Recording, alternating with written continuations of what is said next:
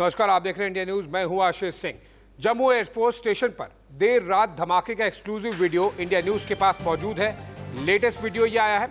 Video में आप देख सकते हैं एक ड्रोन हवा में ही ब्लास्ट हो गया और पूरे इलाके में इसकी आवाज भी सुनाई दी। माना जा रहा है कि इस अटैक का मकसद एयरफोर्स स्टेशन पर खड़े एयरक्राफ्ट को नुकसान पहुंचाना था। हम आपको बता दें कि सारी सुरक्षा, राष्ट्रीय सुरक्षा से जुड़े हुए पहलुओं को ध्यान में रखकर ही हमने इस फुटेज को ऑन एयर किया है, क्योंकि ये ब्लास्ट कोई डायरेक्ट इंपैक्ट नहीं दिखा रहा है और ये इनडायरेक्ट तौर पर ब्लास्ट की झलकियां दिखा रहा है। तो इससे राष्ट्रीय सुरक्षा से जुड़ी हुई पहलुओं को ध्यान में रखने के बाद में हमने तय किया कि आपको बताएं कि किस तरह से ड्रोन से अटैक हुआ था जम्मू एयरबेस एयरफोर्स स्टेशन पर आज सुबह।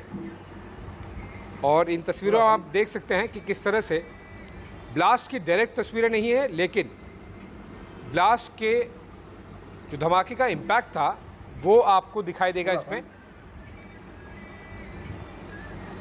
और इसी से आप अंदाजा लगा सकते हैं कि ये छोटा ब्लास्ट नहीं था। जाहिर सी बात है कि एक मकसद है, एक संदेश है उन आतंकवादी गिरोह की तरफ से जो इंडियन एयरफोर्स के बेस को, जो कि जम्मू सबसे सेंसिटिव इलाकों में से एक है, वहां पर धमाका करके, वो भी एक नहीं दो भारत सरकार को और भारतीय वायुसेना को एक संदेश देना चाहते हैं। ये सीसीटीवी फुटेज है जो ब्लास्ट, जो कि आपको समय भी एग्जैक्टली दिखाई देगा, 1:42 और 30 सेकेंड पर ब्लास्ट का इंपैक्ट काफी दूर तक था। और जाहिर सी बात है कि इस ब्लास्ट के बाद से न केवल जम्मू एयरबेस बल्कि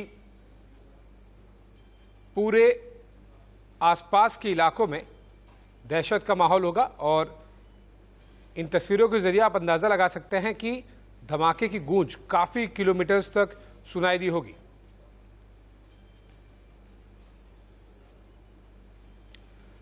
एयरफोर्स स्टेशन पर अटैक वाली जो आप तस्वीर देख रहे हैं वो आज सुबह की तस्वीर है कि उसके बाद में किस तरह से सुरक्षा को चाक चौबंद कर दिया गया था और बढ़ा दिया गया था। और जो दाईं तरफ आप देख रहे हैं वो उस समय का वीडियो है जब ड्रोन से ये ब्लास्ट हुआ। भारत की सुरक्षा एजेंसियों में जाहिर सी बात है कि काफी ज्यादा हलचल है आज, क्योंकि इंटेलिजेंस से लेकर ऑपरेशन तक और राजनीतिक से लेकर कूटनीतिक स्तर तक काफी ज्यादा हलचल होगी।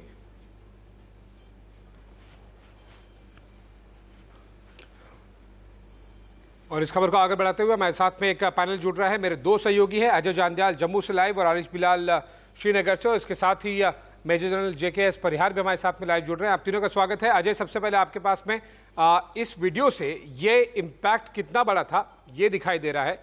दूसरा, जिस तरह से हम देख रहे हैं कि जो होल हुआ है जहां पर काफी ज्यादा इंपैक्ट दिख रहा है, वो तो हम तस्वीरें नहीं दिखा सकते क्योंकि उससे दुश्मन के जो असेसमेंट है उससे मदद मिलेगी, लेकिन इन तस्वीरों से यह अंदाजा जरूर लग रहा है कि छोटा मोटा ब्लास्ट नहीं था, थोड़ी मात्रा के एक्सप्लोजिव इस्तेमाल नहीं किए गए थे।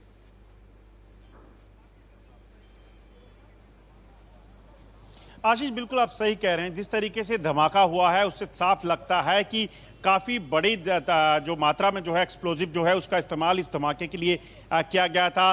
पहले ही ये चीज जो है साफ कर दी गई है। जो DGP जम्मू कश्मीर पुलिस है उन्होंने आशंका जताई थी कि ये ड्रोन हमला हो सकता है, ड्रोन के जरिए ID ड्रॉपिंग हुई है और उसके बाद ये हमला हुआ है। मगर ये आप देखिए, ये तस्वीरें जो हम दिखा रहे हैं, एक्सक्लूसिव तस्वीरें, इसमें देखा जा सकता है ये जो CCTV फुटेज है ये लगभग 500 मीटर दूरी पर जो है वो कैप्चर हुआ है।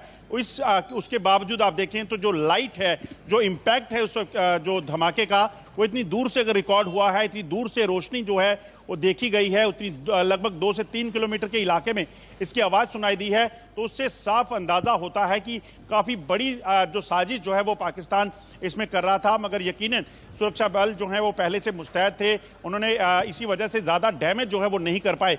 एयरफोर्स स्टेशन की अगर बात करें तो आपको बता दूं, क्योंकि ये जम्मू शहर के आसपास का इलाका है, इसीलिए कहीं ना कहीं कोशिश यही थी कि इसे ज्यादा से ज्यादा डैमेज किया जाए और इसी डैमेज से कहीं ना कहीं, जैसे आपने कहा, कि संदेश दिया जाए भारत की सरकार को कि देखिए हम क्या कर सकते हैं। मगर आपको बता दूं कि इसके पीछे की मंशा पाकिस्तान की और पाकिस्तानी जो ताकतें यानी कि आतंकवादी हैं उनकी क्या है, क्योंकि वो सीधे तौर पर भारत से जंग नहीं कर सकते, वो सीधे तौर पर बॉर्डर पर फायरिंग से कुछ नुकसान नहीं कर सकते।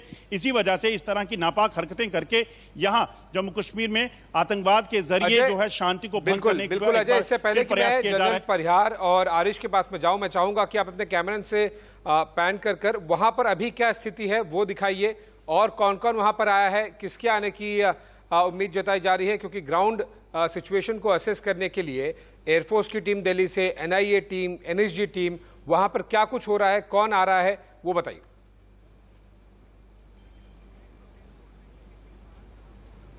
देखिए बिल्कुल, मैं इस वक्त एयरफोर्स स्टेशन के ठीक बाहर खड़ा हूं और अगर यहां देखें तो सुबह से ही यहां पर लगातार जो है वो हलचल है एयरफोर्स स्टेशन के बाहर।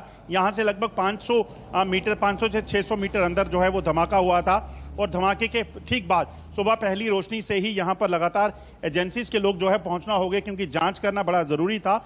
सबसे पहले आपको बताऊं, जम्मू कश्मीर पुलिस, भारतीय सेना और जो है एयरफोर्स के जो कमांडोज हैं वो मौके पे थे, मगर उसके बाद लगातार एनआईए की टीम यहां पे पहुंची है। एसएसपी एनआईए के जो हैं वो यहां खुद पहुंचे थे और उन्होंने इस जांच को आगे बढ़ाने के लिए कहीं ना कहीं प्रक्रिया शुरू हो चुकी है। उसके बाद एनएसजी की टीम स्पेशली यहां पे पहुंची है, क्योंकि बम जो एक्सप्लोजन हुआ है उसके डाटा को कलेक्ट करना और उसमें कहीं ना कहीं मदद एनआईए को उससे मिलेगी। इसके अलावा आपको बता दूं कि तमाम जो सुरक्षा एजेंसीज के जो इंटेलिजेंस विंग है, और चाहे वो सीआरपीएफ है, बीएसएफ है या बाकी एजेंसीज हैं, वो सब यहां पे पहुंचे हुए थे। और मकसद बड़ा साफ है, क्योंकि ये धमाका जो हुआ है इसमें किसी तरह की जो इन्वेस्टिगेशन है उसमें कोताही ना हो, कोई चीज रह ना जाए, उन सभी पहलुओं पर जो है वो लगातार नजर रखी जा रही है और हर पहलू को इन्वेस्टिगेट किया जा रहा है कि धमाका कैसे हुआ, ड्रोन जो था वो कहीं आसपास से उड़ाया गया था या फिर सरहद पार से। एनआई के सोर्सेज कह रहे हैं कि चांसेस यही हैं कि इसे अंतर्राष्ट्रीय सीमा पाकिस्तान से उड़ाया गया था और यहां तक अटैक करने के लिए लाया गया था। और ये बड़े मॉडर्नाइज ड्रोन जो हैं वो उनके पास हैं, जिसके जरिए ये धमाका किया गया। अजय, वन क्विक आंसर, जहां पर ब्लास्ट हुआ है, आप बता रहे कि आपके जो पीछे एयरबेस है वहां पर अंदर ब्लास्ट हुआ है, वहां से, उस लोकेशन से, ब्लास्ट लोकेशन से नजदीकी सीमा, भारत पाकिस्तान सीमा कितनी दूर है, एरियल डिस्टेंस, और या फिर ऐसा लोकेशन जहां से ये इस तरह के ड्रोन ऑपरेट हो सकते हैं, कितनी दूरी पर है?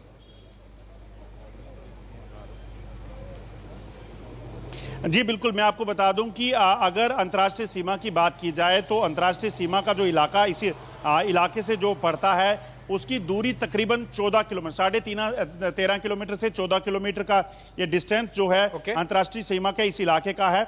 और इस इलाके, जिस इलाके से इस ड्रोन को उड़ाया गया था, ये सियालकोट का इलाका पड़ता है। और सियालकोट के इस इलाके में आपको बता दूं, ये जो हमारा मकवाल बॉर्डर का इलाका पड़ता है, उसके ठीक सामने का एरिया है जो नियर बाय जो बॉर्डर है, अंतर्राष्ट्रीय सीमा का इलाका है। और चांसेस यही है, क्योंकि वहां पर जो जानकारियां हैं, वहां पर पाकिस्तानी रेंजर की जो पोस्टें हैं, वहां पर पहले भी आतंकियों की हरकत देखी गई है, वहां से घुसपैठ भी कई बार हो चुकी है।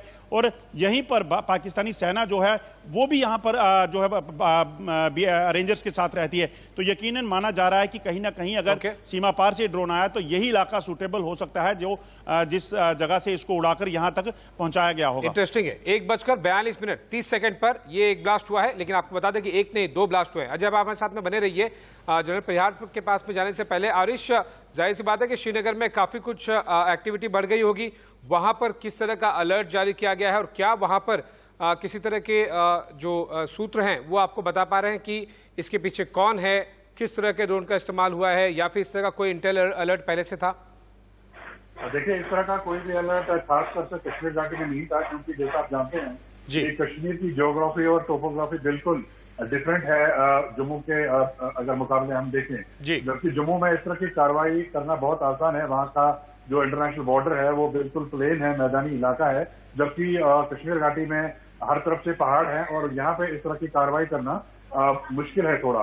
लेकिन जो सिक्योरिटी फोर्सेस है उनको अलर्ट कर दिया गया है, क्योंकि पाकिस्तान पे भरोसा नहीं किया जा सकता, वो किसी भी जो है कभी भी कहीं भी ऐसी हरकत कर सकता है। और ग्राउंड पे जो सिक्योरिटी फोर्सेज हैं, खासतौर से पुलिस और सीआरपीएफ की टुकड़ियां जो है उनको अलर्ट रखा गया है, क्योंकि इस हमले के अलावा जिस तरह की कार्रवाइयां पिछले दिनों कश्मीर घाटी में जिस तरह से टारगेटेड किलिंग्स हुई है, तो वो भी एक सुरक्षा एजेंसी की एक चैलेंज है। लेकिन जहां तक अंतर्राष्ट्रीय बॉर्डर और लाइन ऑफ कंट्रोल की बात है, तो वहां पे भी सुरक्षा बलों को कहा गया है कि वो अलर्ट रहें, क्योंकि जिस तरह से जम्मू में घटना घटी है, तो कोई भी चांस जो है सिक्योरिटी एजेंसी नहीं लेना चाहती। ओके, आरिश, अजय, दोनों आप हमारे साथ में बने रहिए। जनरल परिहार, हम इस तरह की कुछ एक्टिविटीज एक्सपेक्ट कर ही रहे थे, क्योंकि पाकिस्तान ने जब से सीज फायर अनाउंस किया था, उसके बाद में गतिविधियां तो बॉर्डर के उस तरफ काफी चल रही थी, लेकिन इस तरह की गतिविधि होगी।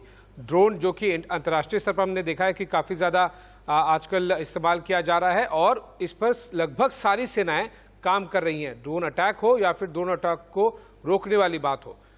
ये आप किस तरह से देखते हैं? क्या नई स्ट्रैटेजी, क्या एक नया डोमेन खुल गया है अब LOC पर? देखिए, बिल्कुल आशीष, ये बात हम पिछले 2 साल से लगातार कर रहे हैं, और मैं इसको सिर्फ पाकिस्तान का ही एड ऑन नहीं मानूंगा, इसमें चाइना का पूरा सपोर्ट है। बिकॉज चाइना जो है वो ड्रोन टेक्नोलॉजी में और लेजर वेपन सिस्टम में काफी आगे जा चुका है। उन्होंने अपना एस्टेब्लिशमेंट डेवलप कर लिया है, उनके पास में ड्रोन ब्रिगेड भी है, और उसमें हर तरह के small, intermediate and large size के ड्रोन वेपन्स उनके पास में है।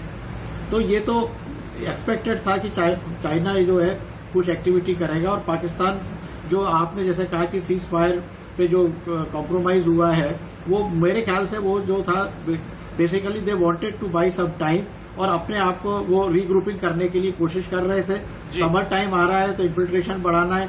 फिर उनको दूसरा जो उनके हाइड आउट्स है श्रीनगर और जम्मू कश्मीर की वैलीज में और जम्मू के जंगलों में, जो उनके लिए काम करते हैं, उनको भी अभी काफी नुकसान हुआ है। पिछले 3 साल में वो ध्वस्त हो रहे थे, और जिस तरह से हमारी गवर्नमेंट जो है 24 जून से जो पीस प्रोसेस इनिशिएटिव हुए हैं, इन सब से पाकिस्तान का बौखलाना और आगे बढ़ के कार्रवाई करना लाजमी है।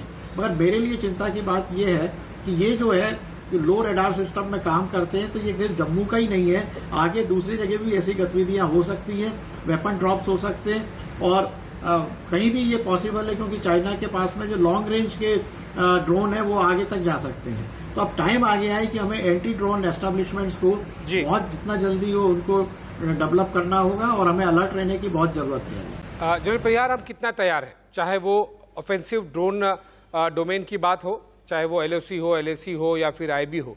दूसरा, क्या हम ड्रोन, इस तरह के ड्रोन अटैक्स को रोक सकते हैं? अभी तक हमारे पास में प्रेडेटर ड्रोन्स के नाम पे केवल सी गार्डियंस 2 हैं, और अभी 30 और डिफेंस एक्विजिशन काउंसिल में आने बाकी हैं। अब वो अप्रूवल होगा और आएगा, खरीदा जाएगा, काफी लंबा प्रोसेस है। फिलहाल तो केवल 2 है। लेकिन आप किस तरह से देखते हैं तैयारी इस तरह के ऑफेंसिव ड्रोन डोमेन में भारत की? दूसरा, इस तरह के ड्रोन अटैक को रोकने की तैयारी? सही, हमारे जो मिलिट्री डॉक्ट्रिन में डेफिनेटली ये चीजें जो है, हमारे सीनियर जनरल्स हैं, उन्होंने ये प्रोजेक्ट किया हुआ है डेफिनेटली कि आगे चल के हमें लेजर वेपन्स और ड्रोन टेक्नोलॉजी को बेहतरीन तौर से उसको यूटिलाइज करना होगा, डिफेंसिव में भी और ऑफेंसिव पर्पज में भी। बिकॉज अब आप मान के चलिए कि जो direct 1-to-1 conflict infantry type के हैं वो धीरे धीरे कम होंगे, और इसी तरह की एक्टिविटीज जो है वो आइदर द एयरफोर्स रिलेटेड और द ड्रोन सिस्टम्स और लेजर वेपन, ये डेवलप होंगे।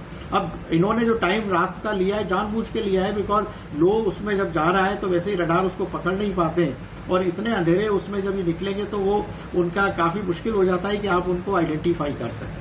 अब इसमें जो ये ब्लास्ट हुए, मैं इस मान के चलता हूं कि शायद उनके टारगेट जो उन्होंने किए थे GPS में, उससे वो थोड़े डाइवर्ट हो गए हैं। अदरवाइज ये उनका टारगेट कोई दहशत फैलाना का नहीं था कि अलर्ट नहीं करेंगे, वो they wanted to achieve some big thing, वो उनको नहीं मिली है।